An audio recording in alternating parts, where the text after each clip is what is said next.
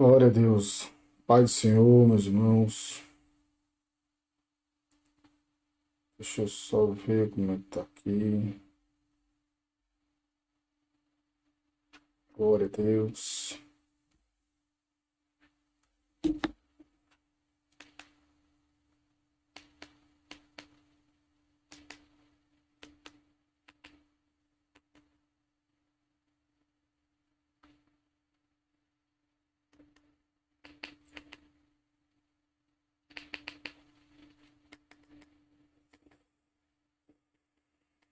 Deixa eu ver aqui meu canal.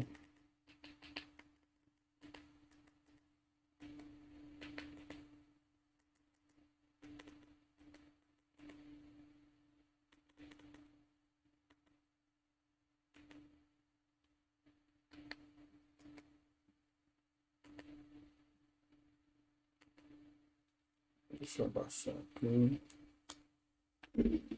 Pronto. Estou aqui colocando aqui na televisão para usar como retorno. Graças a Deus. Vamos lá. Vamos dar início ao nosso livro dos profetas menores. Graças a Deus nós estamos aqui iniciando esse livro. E vamos orar ao Senhor. Senhor, nosso Deus e nosso Pai, em nome de Jesus, te louvamos e te agradecemos, ó Deus, por essa oportunidade de estarmos em tua presença. Ó Deus Santo, abençoe, ó Deus, o ensinamento da tua palavra, que o Senhor nos dê graça, o Senhor nos dê sabedoria e entendimento, ó Deus. Pai Santo, Pai bendito, abençoa o teu povo, abençoe os teus servos que vão receber a instrução da tua palavra, em nome de Jesus. Graças a Deus. Então nós temos aqui sobre os profetas menores. E profetas menores, a gente já aprendeu isso algumas vezes, algumas aulas. Eles recebem esse nome por conta do trabalho literário, né? Foi mais resumido do que os profetas maiores. Então eles escreveram poucos. Não significa que eles profetizaram durante pouco tempo. Teve o próprio profeta Osés, se não me engano, foi em torno de 60 anos de ministério.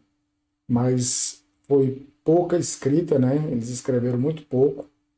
Então, eles são colocados como profetas maiores, não porque eles são de menor inferior, são inferiores, porque é de menor qualidade, não. Mas é por conta da extensão dos escritos e tudo, porque eles eram extremamente importantes e relevantes, né, para o desenrolar da história. Então vamos lá. Aqui ele começa, na página 8, ele começa falando sobre um pouco de como eram os profetas, né, qual era a função dos profetas, e a gente já sabe, né, sobre essa questão. Ele fala de algumas profecias que Abraão proferiu, Jacó, Moisés, e ele fala como se testar um profeta bíblico ou não. E só que aí a gente vai passar aqui para a página 15, que de fato já entra sobre essa questão dos profetas. Aqui na página 15, no item 4, no tópico 4, ele fala assim: ó, os profetas menores e a importância de suas profecias no cânone hebreu. Este grupo de 12 profetas é chamado de profetas menores, não porque esses profetas sejam inferiores espiritualmente, mas em tamanho. Ou seja, são assim chamados considerando o volume de profecias escritas em seu livro. Então, como eu falei para vocês, é considerado profetas menores por conta do volume das profecias escritas. E a tradição judaica atribui a organização desses profetas menores, atribui a Esdras a organização desses livros. Os profetas não ficavam profetizando o tempo todo, faziam isso em intervalos periódicos. Aí aqui na página 16, a gente tem um resumo dos profetas menores, que é Oséias, Joel, Amós, Obadias, Jonas, Miqueias, Naum, Abacuque, Sofonias, Ageu, Zacarias e Malaquias. Então esse aí é o resumo de cada um deles, são esses 12 profetas, e aí a gente começa esse material com o livro do profeta Oséias. É um livro extremamente importante, e fala aqui na página 19, estilo e época. Oséias tem um estilo abrupto, direto, sem rodeios. O seu nome quer dizer salvação. Então, naquele tempo, as pessoas tinham assim, fulano, filho de fulano, qual é Oséias, filho de Beeri. Então, a gente tem muito isso é muito comum. Como a gente pode ver, fulano é filho de fulano, ou nos interiores do Nordeste, no interior do Goiás também falavam, né, também isso. No inglês, geralmente o Mac, quando você tem esse nome McDonald's, por exemplo, tem alguma vez sobre filho do Donald, então é alguma coisa relacionada a isso, esse Mac e alguma coisa. Então, aqui na escrita hebraica, aqui, também na literatura hebraica, era muito comum isso. E Oséias é identificado como filho de Beeri. E aí ele profetizou na época dos reis Uzias, Jotão, Acaz, Ezequias, rei de Judá, e também profetizou durante o reinado de Jeroboão, rei de Israel. E ele também profetizou na mesma época, foi contemporâneo de Isaías, Amós e Miqueias. E dá um período de em torno de 60 anos. Então você vê que é muito tempo de ministério.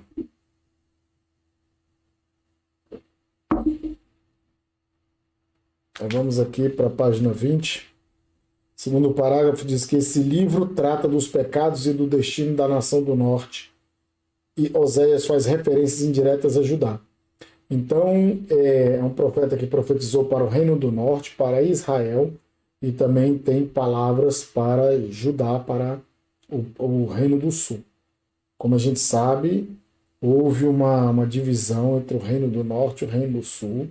10 tribos ficaram para o norte, tendo Samaria como a capital, e nós temos o reino do sul, que ficou, né, Judá, Efraim, então ficou essa região ali.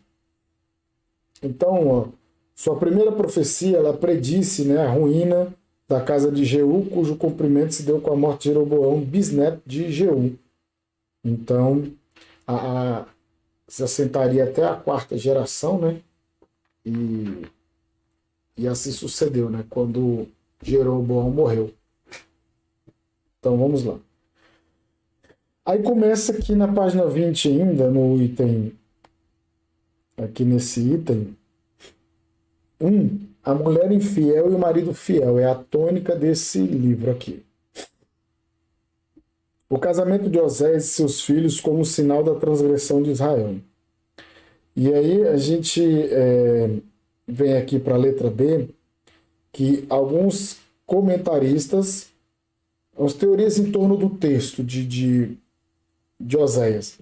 Alguns comentaristas acreditam que se trata apenas de figura de retórica, não como acontecimento da história hebraica. O texto, no entanto, deixa bem claro que se trata de uma ordem divina, que Oséias cumpriu, pois identifica a mulher e de qual família procedia. Então a gente observa aqui que ele foi um fato realmente literal, verdadeiro. Não foi uma história que Deus criou para ele falar, ele mesmo responder, ele mesmo agir dessa forma. E outras coisas, alguns dizem que alguns comentaristas não têm dúvidas em afirmar que se tratou de um casamento verdadeiro, e essa é a posição que a gente defende. Foi de fato um casamento verdadeiro. E 4, a melhor interpretação fica por conta do próprio texto. Oséias realmente se casou com uma prostituta chamada Gomer. Então a gente tem que analisar isso. a mulher infiel e o marido fiel. A figura do marido fiel, que é Oséias, aponta para Deus. E a mulher infiel aponta para o povo de Deus, para o povo de Israel. Então essa é a tônica de um modo geral, é a tônica do livro de Oséias.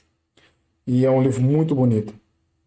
E aqui na página 21, diz que muitas vezes o profeta precisava sentir na carne a mensagem que Deus queria que falasse ao povo. O profeta tinha que mostrar com seu estilo de vida a mensagem divina. O povo então perguntava o que o profeta queria dizer com aquilo. Foi assim com Ezequiel. Então ele cita essa situação assim. Ezequiel, ele perde a sua esposa. E com a perda da esposa, ele tinha uma coisa para ensinar. Ele fica de um lado, profetiza fica de um lado, virado de um lado, depois passa um tempo virado para o outro lado. Isaías anda nu.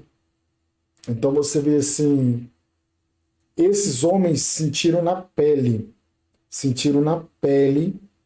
o que era servir a Deus. Com o que acontecia na vida deles era uma mensagem a ser transmitida para Israel. Então, será que hoje essas pessoas que se dizem profetas, eu acredito que ainda tem profetas, pessoas usadas no dom de profecia, mas como a gente vê por aí, e a gente viu que esses homens não ficavam profetizando o tempo todo, vinha a palavra do Senhor e eles transmitiam.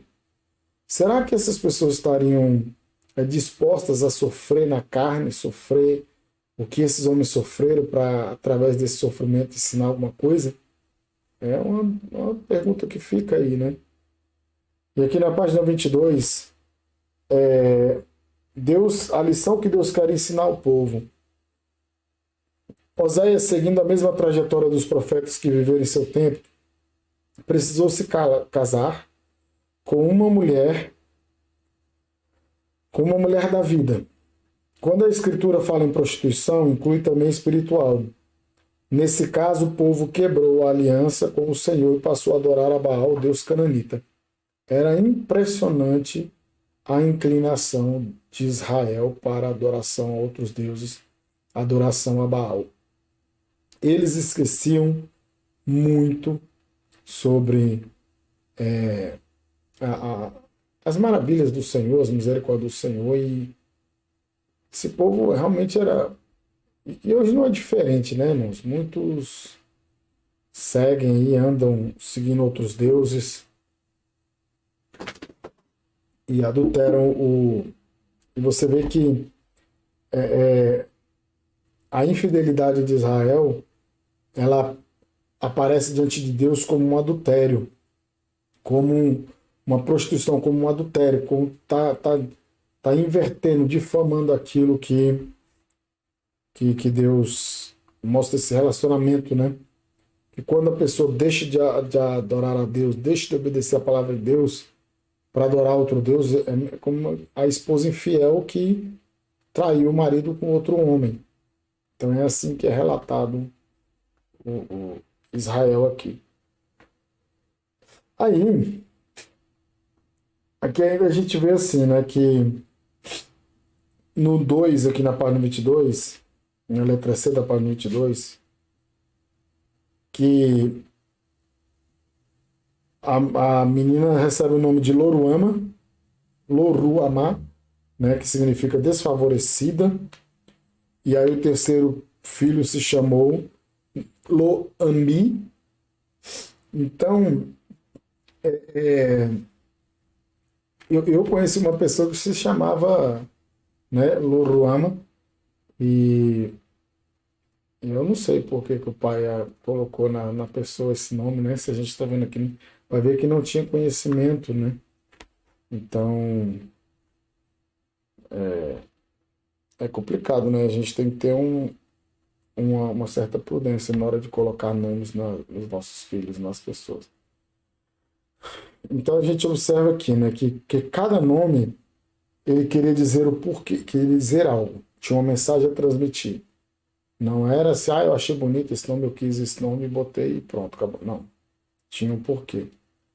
Na letra D, a mulher infiel, capítulo 2, que vai do capítulo 12, 12 a 23. Pode ser dividido em duas partes esse capítulo, né? A primeira vem o castigo e na segunda a restauração. Então, na primeira parte, o Senhor castiga Israel, expõe a nação de Israel, os filhos da prostituição que ela teve, e mostra como as tribos do norte se alimentaram da idolatria servindo a Baal. Quantas vezes aquele povo agradeceu a Baal pela comida e prosperidade, esquecendo-se que Deus era quem supria o povo das benesses da terra. Então, Baal significa Senhor, né? Só que é outro Senhor. Então, é um Deus relacionado, né, à agricultura, esses deuses cananitas. E esse povo agradecia, né, a Baal, servia a Baal, estava ali, tendo Baal como Senhor. E deixaram de lado o Senhor dos verdadeiros, o Senhor dos exércitos. Então, o Senhor castiga Israel. O Senhor restaura Israel, a outra parte. Ele vem com a promessa de restauração com a frase: eu a atrairei, de atrair, né? E a levarei para o deserto e lhe falarei ao coração. Este é o método preferido de Deus para tratar com o seu povo, levá-lo ao deserto. Fez assim com o povo de Israel e agora com a nação do norte. Um assunto que fica muito claro, muito evidente, e a gente já viu isso nos profetas maiores, nos menores, sempre que a gente comenta, o nosso Deus, ele usa esses profetas para denunciar a injustiça, denunciar o pecado, denunciar o erro de um modo geral. E a gente observa o quê? Que mesmo a mensagem sendo muito dura, Deus, ele traz a mensagem de esperança. Vem sempre a mensagem dura, mas tem a mensagem de esperança, de reconciliação. E é isso que é o mais interessante. Que tem pessoas que batem na igreja, que falam que tem o ministério do chicote, mas a gente aprende o quê? Que o profeta, ele realmente denuncia, ele tem esse caráter, ele tem essa característica, né? Mas ele também tem que apontar a solução, a misericórdia, a cura, a saída. Então não simplesmente só ficar batendo, ou denunciando, se não prover a misericórdia, né? Então, a gente tem aqui na página 24, aqui o capítulo 3, sobre o marido fiel. Então, é interessante que ele recebe ordens de amar uma mulher que já é amada, isto é, já tem marido, quem sabe esposa de um amigo seu. O profeta adquiriu a mulher por determinado preço e pediu a ela que esperasse por ele da mesma forma ele esperaria por ela. Alguns comentaristas judeus creem que se trata apenas de uma parábola. No entanto, pelo episódio anterior, se vê que é um fato real. O sentido é que Deus é fiel com seu povo, ainda que seja infiel. Agora você analise comigo. Oséias, o homem fiel a Deus, chamado para ser profeta, Deus manda para ele, fala assim: Oséias, case com uma prostituta e ame essa mulher, e ame essa prostituta. Agora você imagina isso na cabeça de Oséias. Poxa, poderia casar com uma virgem, com uma moça que não era falada, uma moça respeitada. E agora o Senhor me manda fazer isso? Então a gente vê que nosso Deus, ele ama a pessoa. Você vê que Deus ele está sempre condenando o pecado, a prática, mas ele está amando o ser humano, a pessoa em si, a pessoa de Gomer, ou seja, Israel. Então, Oséias era para amar a sua esposa, e esse amor de Oséias com Gomer, para Gomer, era o amor de Deus para com o seu povo. Então é isso que a gente tem que entender. E é isso também que muitas vezes os homossexuais eles acham que nós somos homofóbicos. E quando a gente defende que a palavra de Deus ela vai contra a prática, eles acham que a gente está deixando de amar, deixando de ter alguma consideração. E não é isso. A gente tem a nossa regra de fé e prática. E é nisso que a gente acredita. E a gente tem essa liberdade de ensinar e mostrar o que é certo. Mas agora, eu não posso falar, eu não posso expressar, porque se eu expressar eu estarei sendo homofóbico. Então é isso que a gente... então você não tem, como se diz, né, um rapaz... Então você não é obrigado a aceitar a Bíblia, a ler a palavra de Deus. Se você não lê, eu vou dizer que você é bibliofóbico, porque você está discriminando a Bíblia? Não. Você tem a liberdade de não crer, de não ler, de não obedecer. E também nós temos a liberdade de nos posicionar. Mas você vê aqui, eu traçando esse paralelo, né?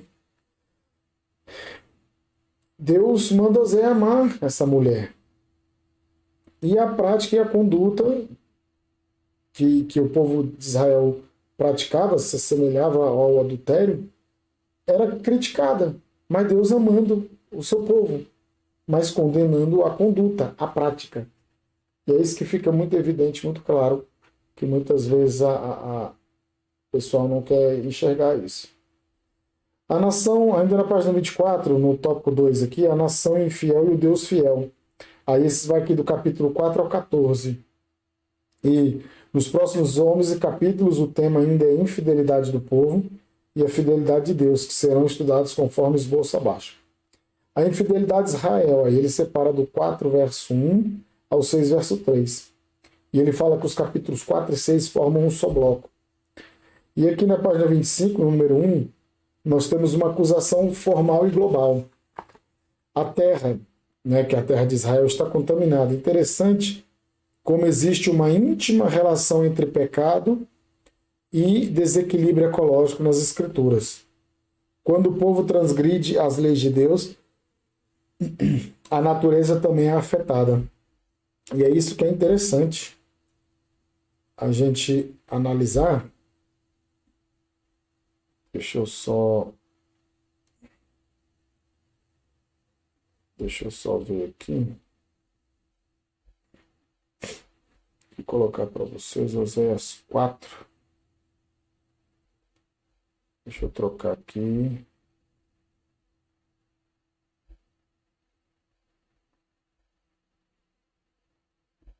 Nova versão transformadora. Olha aqui, ó. Versículo 3, né? Por isso sua terra está de luto e todos desfalecem. Até os animais selvagens, as aves dos céus e os peixes do mar estão desaparecendo. Aqui no versículo 3. E é isso que a gente tem que observar. Que o interessante é que o pecado ele não só afeta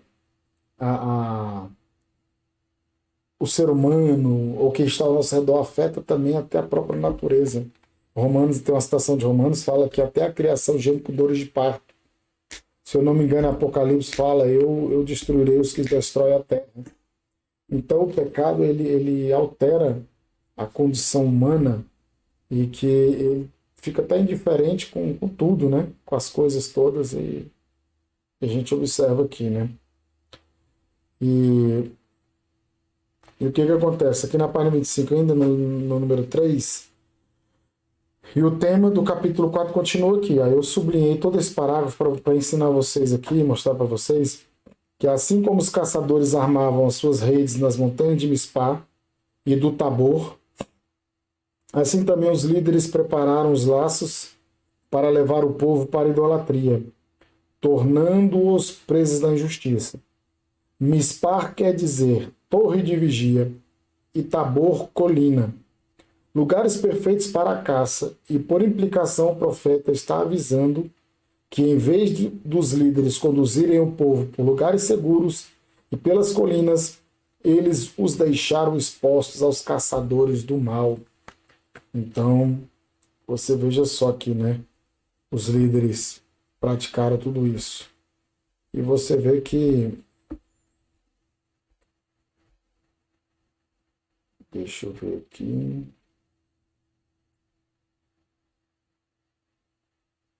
É o capítulo 5.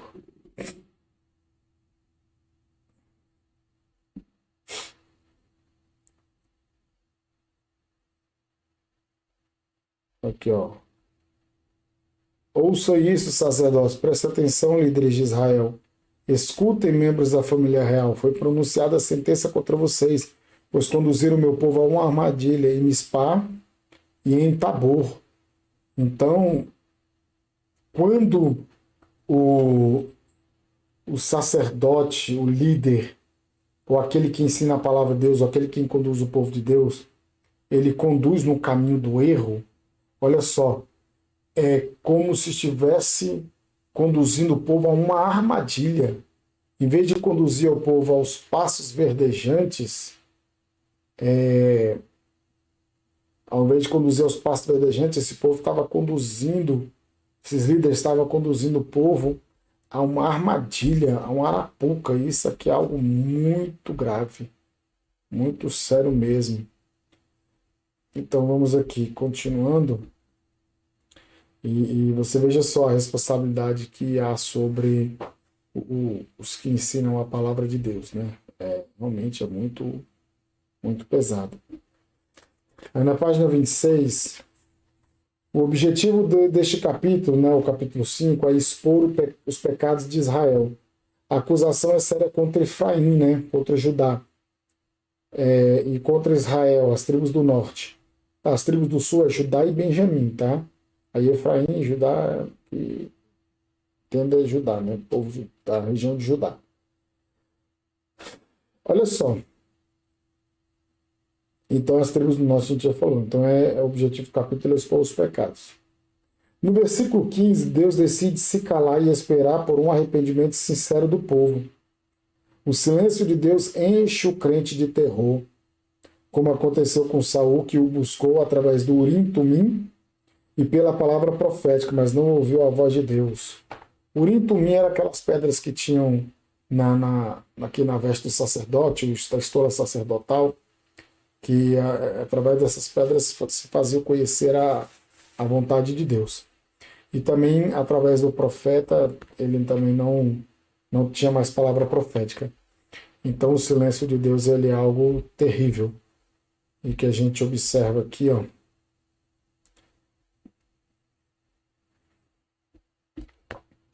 Que é o versículo 15. Deixa eu só passar para vocês.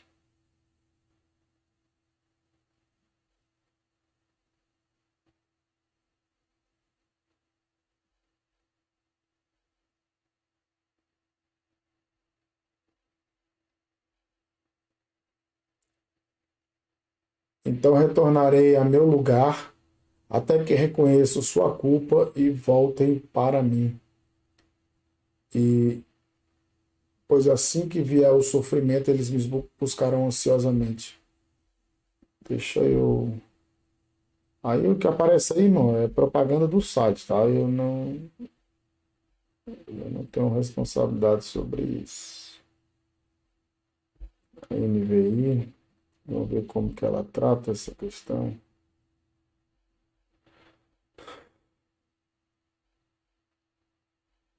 Então voltarei ao meu lugar até que eles admitam a sua culpa. Eles buscaram a minha face.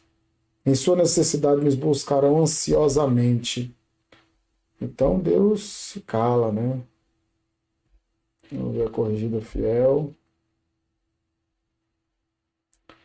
Como ela lida com isso. Irei e voltarei ao meu lugar até que se reconheçam culpados e busquem a minha face. Estando eles angustiados, de madrugada me buscarão. Eu já boto uma madrugada aí que talvez no texto nem tenha isso, né? Mas vamos lá. E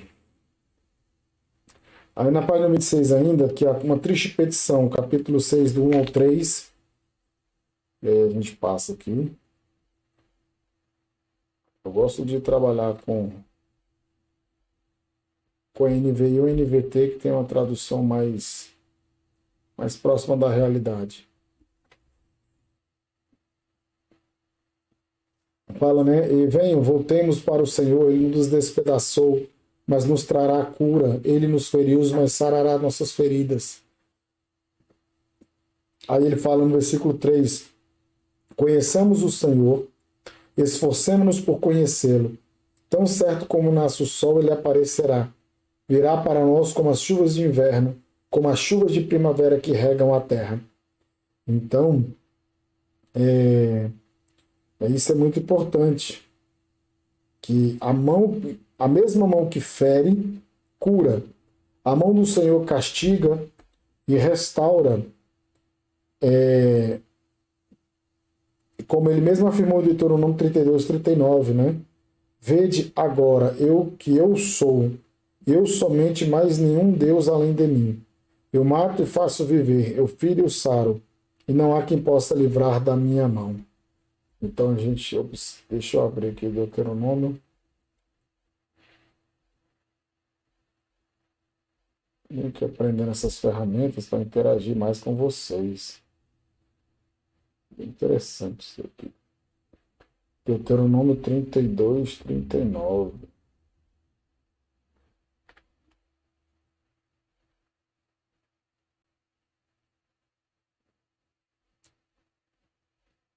Ó, o que o NVI fala.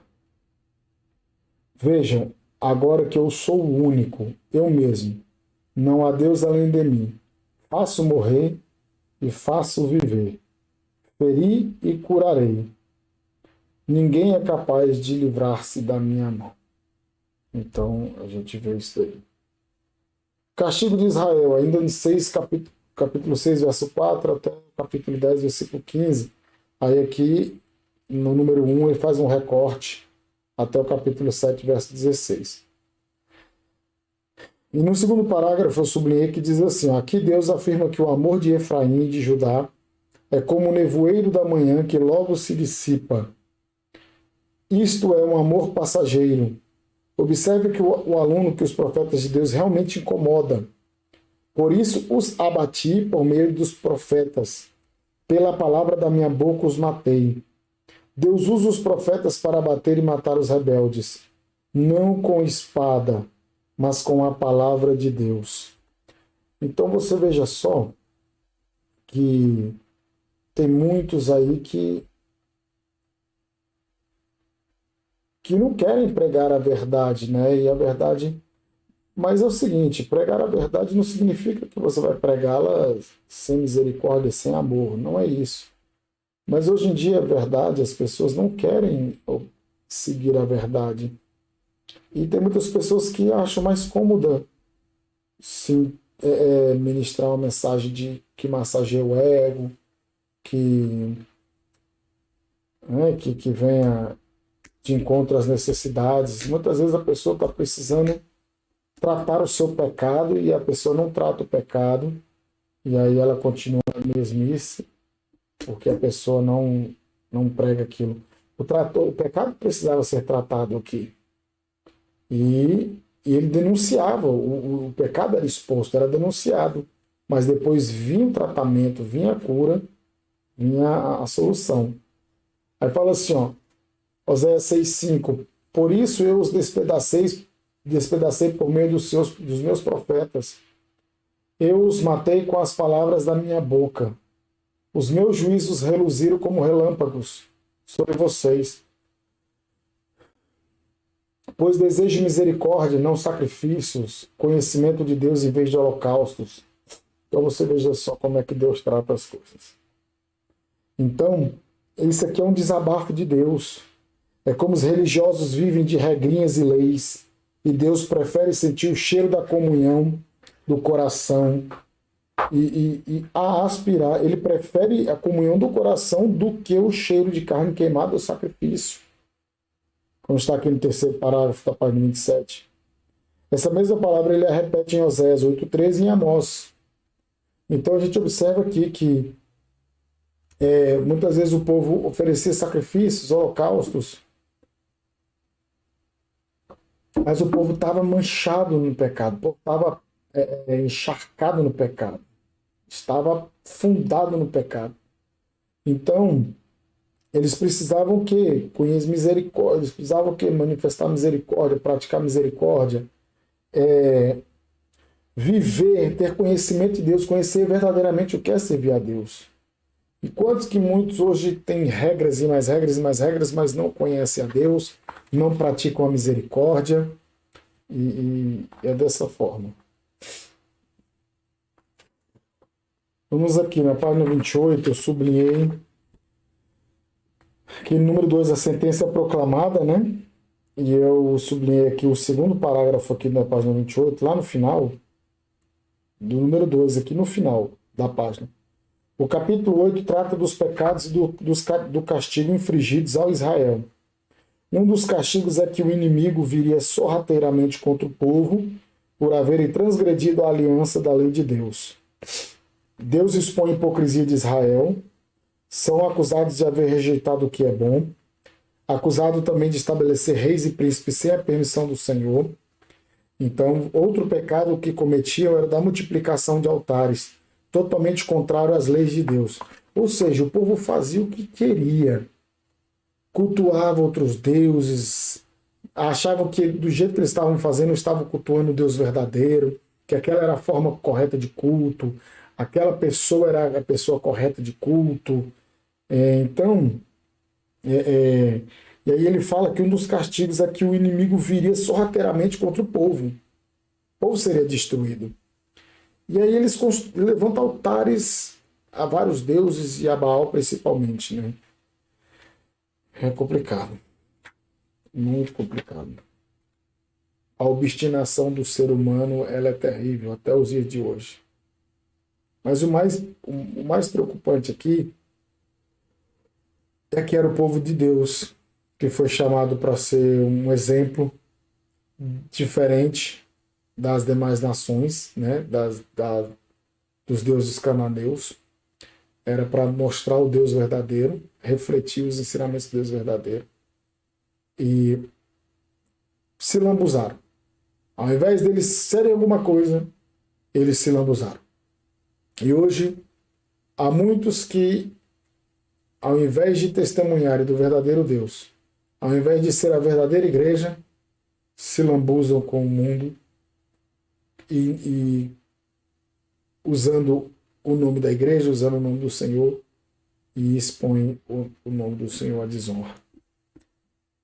Aí aqui a gente vê que na página 30, o amor fiel de Deus, capítulo 11 até o 14, e aqui a fidelidade de Deus é mostrada nos capítulos restantes. O amor paternal do Senhor. E aí nós vamos ler todo esse parágrafo, porque ele é muito importante. Neste capítulo, Deus fala ternamente ao povo, demonstrando o seu cuidado e amor. Os primeiros 4 versículos do capítulo retratam profunda compaixão de Deus com seu povo. Quando Israel era menino, eu o amei, e do Egito chamei meu filho. Quanto mais eu os chamava, tanto mais se iam da minha presença, sacrificavam a Baalins e queimavam incenso à imagem de escultura. Todavia eu ensinei a andar a Efraim, tomei-o nos braços, mas não atinaram que eu o curava. Atraiu-os com cordas humanas, com laços de amor. Fui para eles como quem alivia o jugo de sobre as suas queixadas e me inclinei para dar-lhes de comer. Olha como Deus trata o seu povo. O seu povo afundado no pecado. O ser humano afundado no pecado. E Deus, com esse gesto amoroso, dizendo que chamou do Egito o filho. Quanto mais ele chamava, mais ele pedia, vem para perto, o povo se ia, o povo abandonava, o povo se afastava. E hoje, quanto mais a gente chama, mais a gente fala, ó, Jesus te ama, você quer aceitar Jesus, Jesus pode mudar a sua vida. As pessoas preferem o pecado, preferem o erro do que se vir a Deus. Deus está chamando e o povo está indo embora, se distanciando, não querendo saber da palavra de Deus. Aí no meio do capítulo, o aluno se vê diante de uma declaração ainda mais forte. Como te deixaria, ó Efraim? Como te entregaria, ó Israel? Como te faria como a Admá? Como fazer-te um Zeboim? Meu coração está comovido dentro de mim, as minhas compaixões a uma se acendem. Olha só. Zeboim e Admá foram cidades destruídas juntamente com Sodoma. A ternura do coração de Deus na expressão meu coração está comovido revela o caráter misericordioso, maravilhoso e perdoador do Pai. Como Deus ama a igreja, que ternura, que perdão. Então olha só que coisa fantástica, né? Deus chama ao arrependimento, Deus ele expõe a ferida, ele diz que o juízo, a situação é por conta do pecado, mas ele fala, olha, eu te amo, meu coração está comovido dentro de mim, eu quero que você venha para perto de mim, mas você está querendo ir embora, você está querendo se afastar. É isso que a gente tem que aprender. 2. O castigo de Israel por sua infidelidade, que vai lá dos capítulos 11, verso 12 a 13, verso 16. Aí no primeiro parágrafo ele diz assim, Efraim apacenta o vento, 12, verso 1, né? É a abertura do capítulo 12. Essa frase significa que o labor de Efraim é vão. O Targum diz que a casa de Israel é como uma pessoa que semeia vento e colhe redemoinhos durante o dia todo. Então, vocês vejam só como que é, né? Deixa eu abrir aqui. Efraim alimenta-se de vento, vai atrás do vento oriental o dia inteiro e multiplica mentiras e violências. E violência, faz tratados com a Síria e manda azeite para o Egito. Então é complicado. Prefere só o erro. Vamos lá. Finalmente, restauração de Israel, número 3, página 31. Restauração de Israel depois de seu arrependimento. Finalmente, o capítulo 14 encerra com um apelo de Deus. Volta, Israel, para o Senhor teu Deus. Novamente aqui se vê a ternura do coração de Deus. Até o verso 8, Deus fala palavras de amor ao seu povo. Oséias encerra suas profecias com a promessa de restauração. São palavras vívidas. Eu te ouvirei, cuidarei de ti. Sou como o cipreste verde. De mim procede o teu futuro. Quem é sábio que entenda estas coisas? Quem é prudente que as saiba? Porque os caminhos do Senhor são retos. Conexão caiu. Mas a gente ainda continua gravando aqui. Então você veja como que eles finalizam. Deixa eu só esperar para ver se minha internet vai reconectar.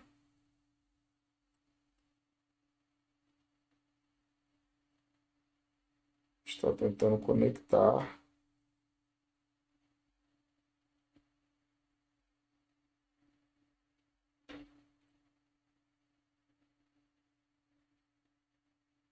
Vamos lá, não.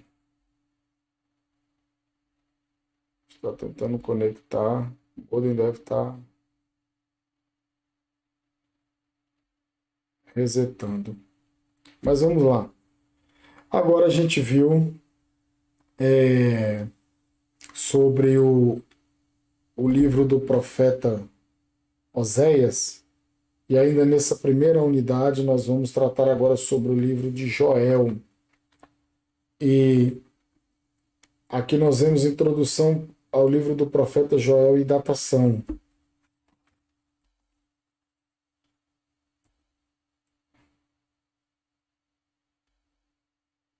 Eu vou...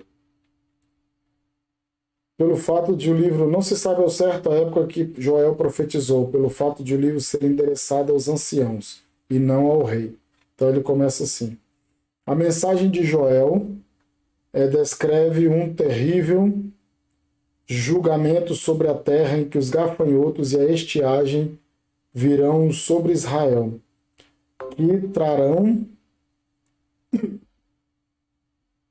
que trarão calamidades para a nação. Nossa, voltamos aqui depois de um grande problema aqui na nossa internet. Vamos lá. Mensagem de Joel. Joel descreve um terrível julgamento sobre a terra em que os gafanhotos e a estiagem virão sobre Israel, que trarão calamidades para a nação. Esta calamidade viria pela ação dos caldeus e por outras nações invasoras. Em face dessas predições, Joel conclama a todos para que jejuem e clamem a Deus e que se arrependam para que o tempo de prosperidade e paz retorne.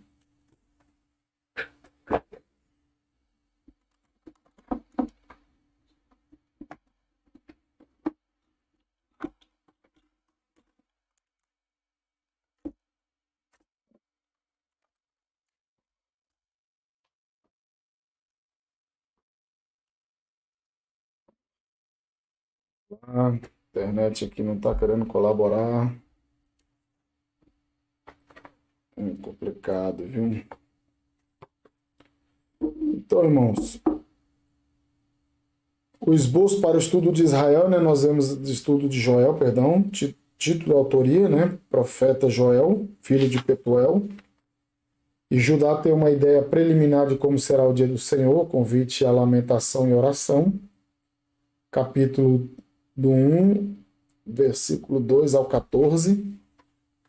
Né? E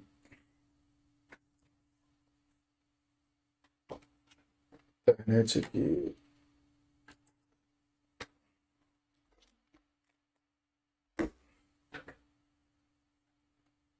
Vamos lá.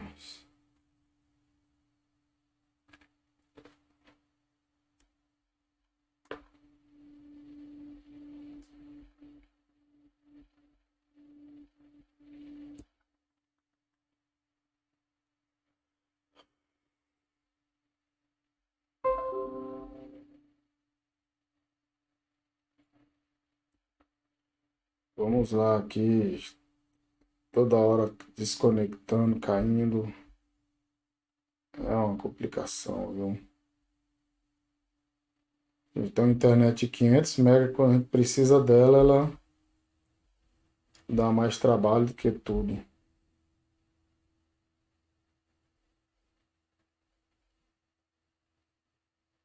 Essa oscilação caiu de novo. Mas vamos lá.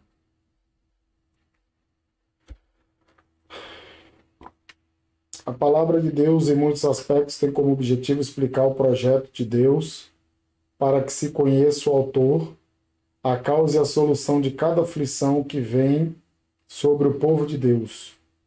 O que o Senhor ensina aqui e em muitos outros profetas deve ser repetido aos filhos para que sejam beneficiados com a graça de Deus, sem que seja preciso passar pelas mesmas angústias ou privações que os pais passaram.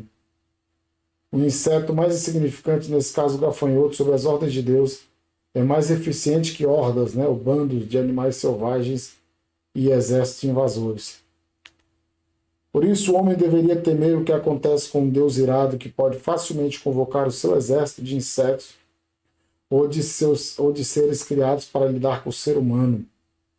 Deus sempre trouxe juízo sobre a terra usando os seres de sua criação. Então, é um anúncio, né, do convite à lamentação e oração. e um anúncio ao dia do Senhor, um dia de terrível, um dia de julgamento. E o que a gente pode observar aqui? Deixa eu ir para o livro de Oséias.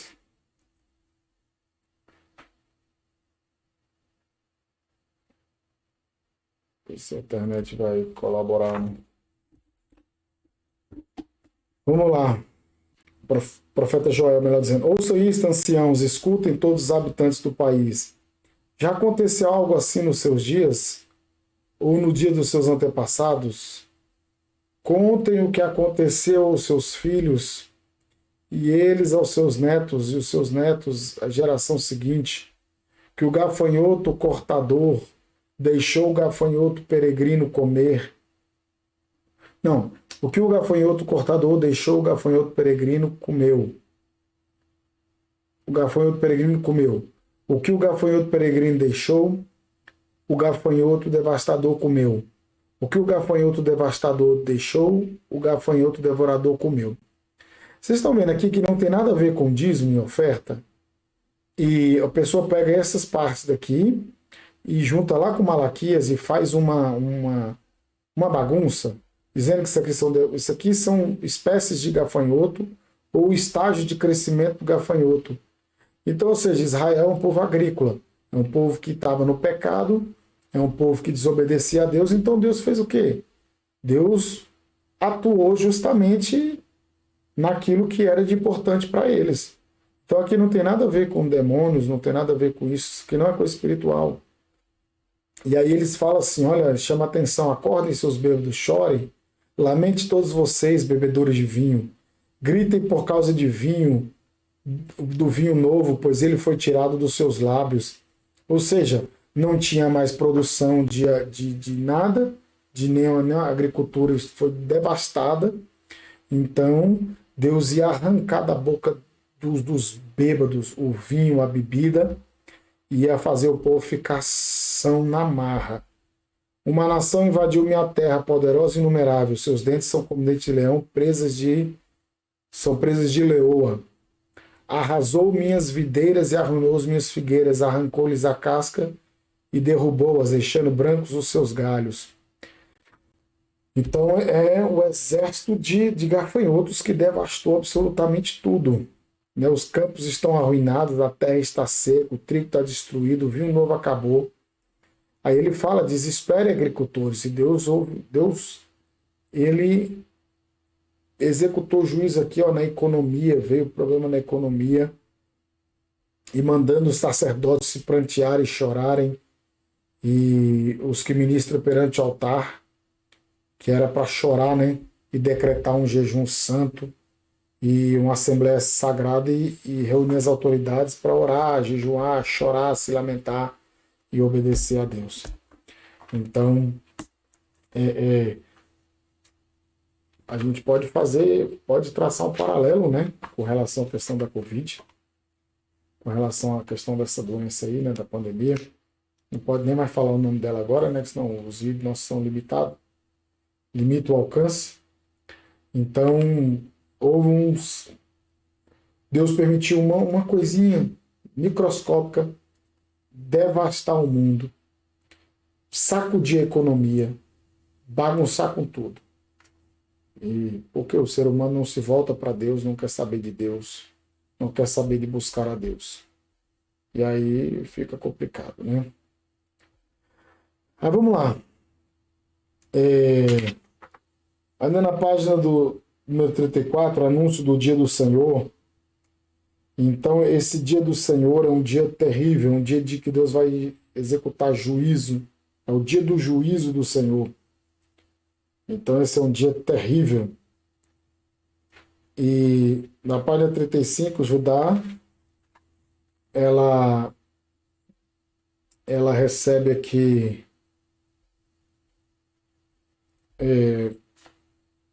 a confirmação da chegada do dia do Senhor. E o Senhor restaura Judá, e o Senhor renova o seu povo. E aqui é a passagem célebre que Pedro cita, que sobre a profecia de Joel, né, que nos últimos tempos, né, o povo, deixa eu colocar aqui para vocês, Joel capítulo 2,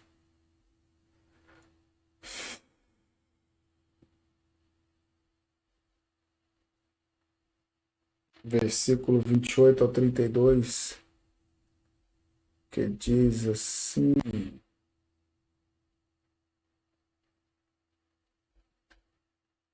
E depois disso derramarei meu espírito sobre todos os povos, os seus filhos e suas filhas profetizarão, os velhos terão sonhos, os jovens terão visões, até sobre os servos e servas derramarei do meu espírito naqueles dias. Mostrarei maravilhas no céu e na terra, sangue, fogo e nuvens de fumaça. O grande sol se tornará em trevas ou em sangue, até que venha o grande e terrível dia do Senhor. Aquele que invocar o nome do Senhor será salvo, pois conforme prometeu o Senhor, no monte de Sião, em Jerusalém haverá livramento para os sobreviventes, para aqueles a quem o Senhor chamar. Então, você veja só aqui, né? Que coisa terrível que vai acontecer, né? E a vinda do dia do Senhor, capítulo 3. Existe um tempo em que Deus chamará para a prestação de contas todos os que perseguiram e injuriaram o povo de Deus. Todos serão convocados para depor perante o tribunal divino. Nenhuma nação escapou ao juízo de Deus. Todos os povos que perseguiram Israel e perseguiram a igreja tiveram que prestar contas a Deus. Aí é que a gente vê a bênção para o povo de Deus, né? Final. E grandes juízos serão trazidos sobre todos os opressores, sejam indivíduos, nações ou grupos. Daniel viu quando alguém se assentou no tribunal. Continuei olhando até que foram postos uns tronos, e o ancião de dias se assentou. Aquele que hoje se assenta no trono da graça, um dia se assentará no tribunal para julgar. Vi também tronos, e nestes sentaram-se aqueles aos quais foi dada a autoridade de julgar. Por isso a recomendação apostólica é: aproximemo-nos com um sincero coração, em plena certeza de fé, tendo o coração purificado de má consciência e lavado o corpo com água pura. Então, esse é o grande e terrível dia do Senhor, profetizado por Joel. E Deus permitiu um bando de gafanhotos destruir tudo e deixar o povo numa situação delicada por conta do pecado, por conta da iniquidade. E é isso que nós temos que aprender. Amém?